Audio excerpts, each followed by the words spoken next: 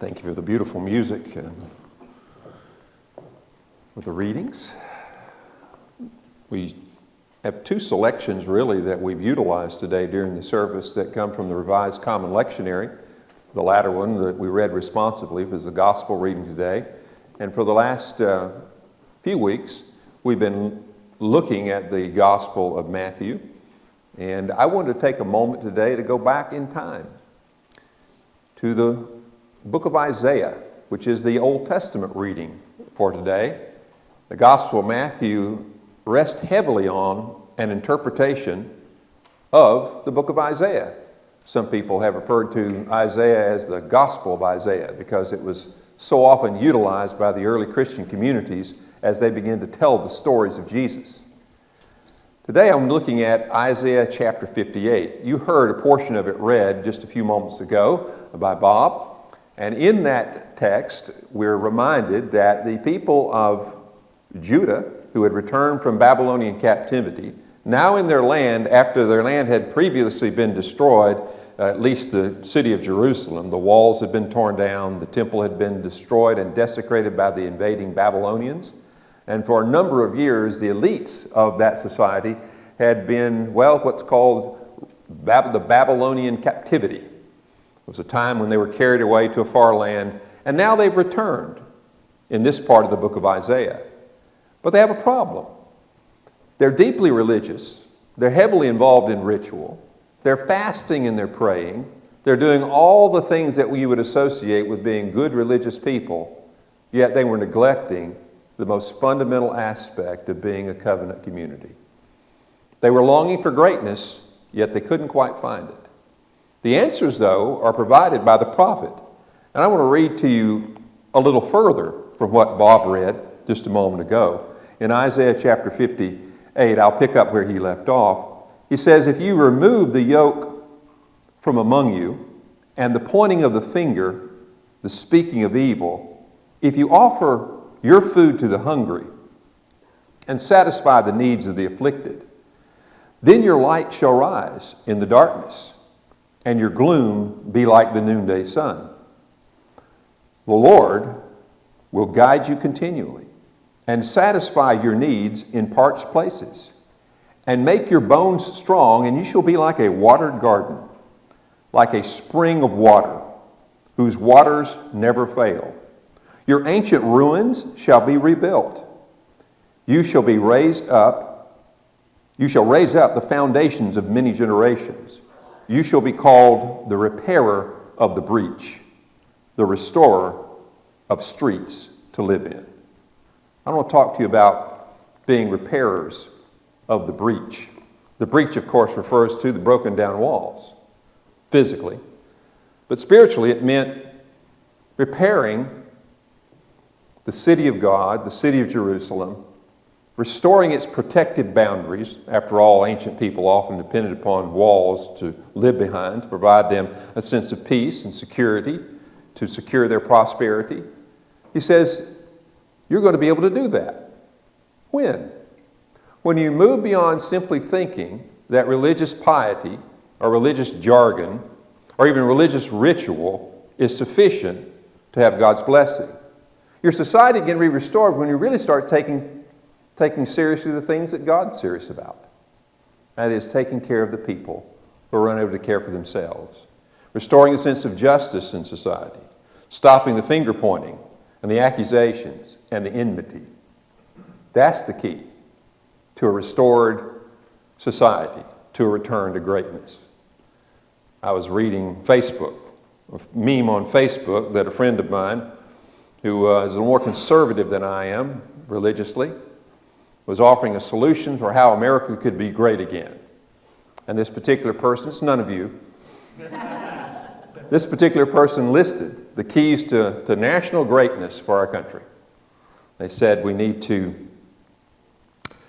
put prayer back into the schools, as if prayer had ever left. We needed to be allowed to say Merry Christmas again, because nobody's been able to say Merry Christmas lately, I guess. And of course that we have to go back and we put "In God We Trust" on the walls of our school buildings. and we would return to greatness. Now, that person is very sincere. You may believe some of those things. But I noticed about all those things, they were symbolic. Thinking that if we just said the magic words, that would make our society great again. That's not what the prophet said to the people of Israel, the people of Judah, Jacob. He had the exact opposite answer to that. If you read this text, and it's been read to you already this morning, you'll notice that they were so serious about receiving God's blessing that they were devoting themselves to fasting, to prayer. All the rituals that they had not been able to practice as effectively when they were away in Babylon and they returned to the land, they picked those up again, believing that that would be the means to have God's face to shine upon them, that God's blessing to be returned. So they once again have the peace and the prosperity that they long for, a restoration of the homes in their streets and the rebuilding of the broken down walls. But the prophet says no. You assume that that's what's going to make you righteous. The words, the symbolisms, the rituals, the religious practices. No, he says that's not enough. Because meanwhile, while you're doing all those things, you are neglecting the poor. You're forgetting about the homeless.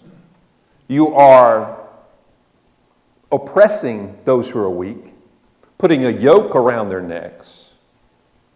You're missing the central point of what God is trying to do in society.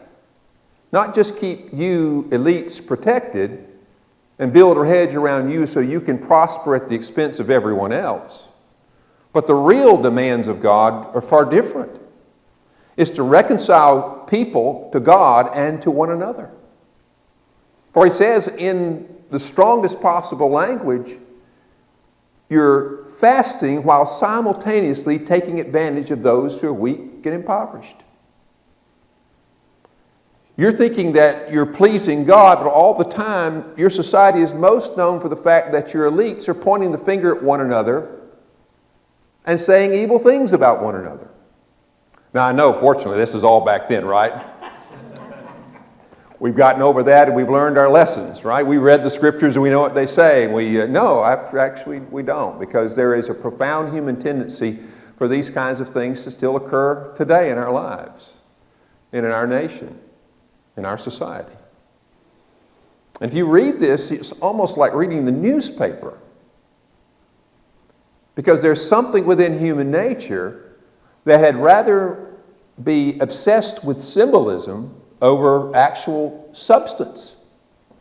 As we've been looking at the Gospel of Matthew, you'll see that central to Jesus' message was a message of reconciliation. It was Jesus who says, if you come to the altar to make sacrifice, he's speaking to the ancient Hebrew Jewish people, of course, who had the temple that they made sacrifice at the altar. He says, if you come to the altar to make sacrifice and you remember that you have something against your brother and sister, what are you supposed to do? Just go through the motions? No. Leave your sacrifice at the altar, go and be reconciled to your brother and sister, and then return for worship. So what is Jesus saying there? The same thing that the prophet Isaiah was saying.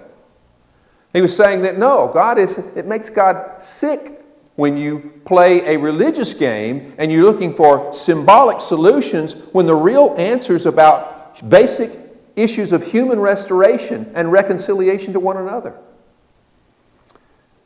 Now, I'm not equating the ancient Jewish people, the covenant people of God as we read about in the book of Isaiah, with the American Republic. They're different, so I understand that. But there's some basic principles here that apply in the same way. We've been talking and will be talking over the next several months, and I hope forever, about the least of these. About feeding the hungry, clothing the naked, caring for the stranger, welcoming the stranger, for those who are sick and hurting, even the imprisoned.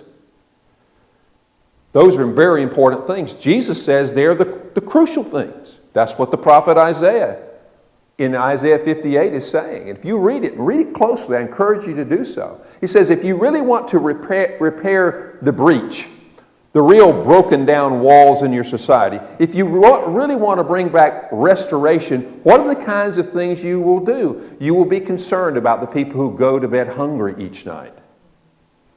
You will be concerned about those who don't have proper clothing or shelter. You'll be concerned about promoting reconciliation instead of tearing people apart in the name of whatever ideology you're trying to promote. Is that not correct? Think about that. Do we want a more religious society, or do we want a society where people are being reconciled to one another? Looking for ways to overcome the differences and we do have differences.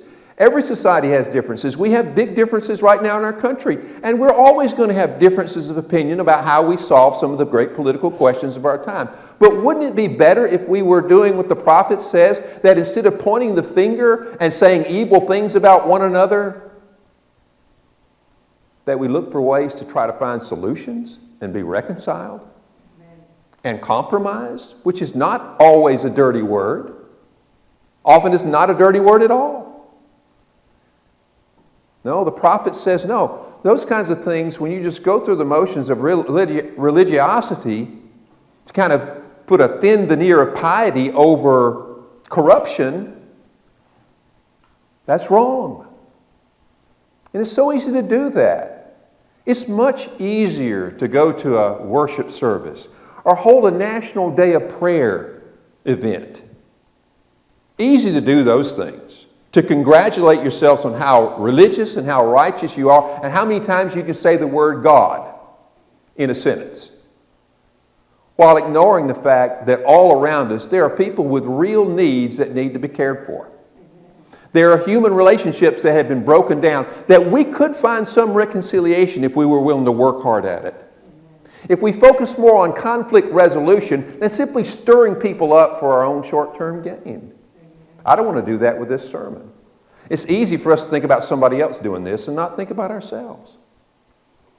After all, it's not always easy to get people to come to church, but it's a whole lot easier to get people to go to a religious service than it is for them to deeply be concerned and compassionate about people all around them who are hurting and who have real needs. Now, I don't want to just engage in religious jargon. In this chapter, and I hope if you didn't listen closely when it was being read, you'll go back and read it again, because you will see a level of relevance that is remarkable.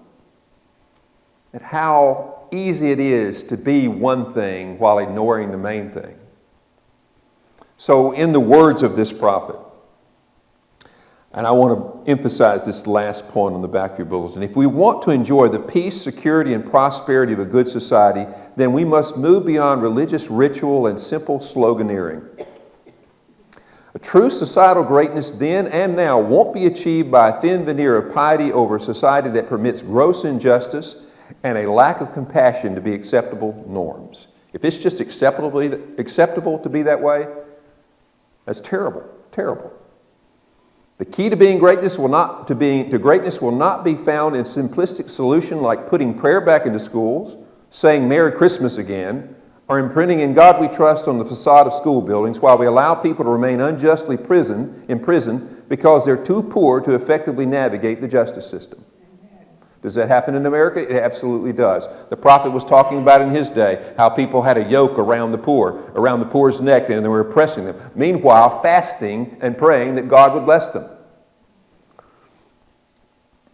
It also means living in a society where people go hungry or homeless in a land of abundance, which we've been talking about. We'll talk about all this month. Public piety is really cheap. Actions matter.